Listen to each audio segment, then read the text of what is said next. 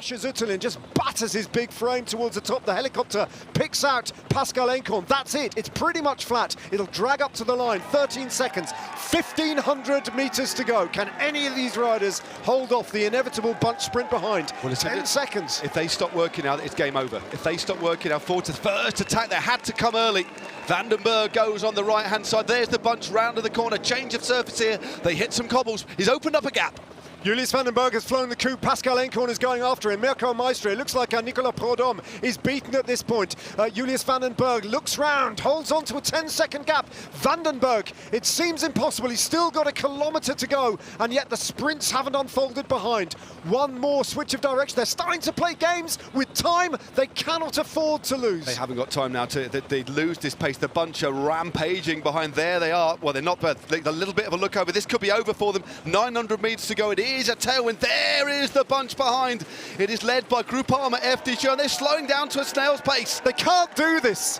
They can't do it. 900 metres to go. Here comes Groupama FDJ with Arnaud Demar being led out. Fernando Gaviria with his laid out train too. Mark Cavendish just with Davide Ballerini looking after him in around about 8th place. And they are going to be caught. They just slowed up a little bit there. Pascal Encorn, one last gasp as Mirko Maestri tries to sprint for the line, but he will not hold off this chase. Still got 600 metres to go. The bunch have caught the breakaway. A brilliant, valiant effort, but it's over as they hit the terminal velocity now, and Maestri somehow still holding on to an advantage. Guarnieri, though, has to bring in the man from Eolo Cometa. They haven't opened up their sprint, and Gaviria goes early. No, he doesn't. He sits on the wheel. Richese thought he had Gaviria with him. He looks there. The Colombian, though, picking the wheel of Arnaud Demar. And here comes Cavendish.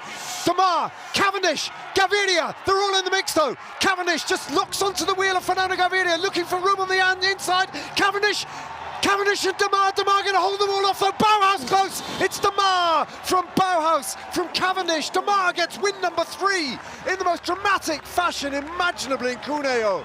A dominant performance once again from Arnaud Demar, who receives the congratulations of Mark Cavendish. But that was an astonishing day of racing. What a stage. Caught with 700 metres to go. Well, breathless stuff. That was absolutely amazing. You couldn't really split it, could you? But this man in the end, I mean, his team worked tirelessly all day. They nearly mistimed it, but in the end, they just had what it takes. Maybe it was those turns from Konovalovas, absolutely on the edge. 3 wins now, and this is the sprint. Cavendish went early on the left-hand side, cut in onto the wheel of Gaviria, but nobody could stop the Frenchman.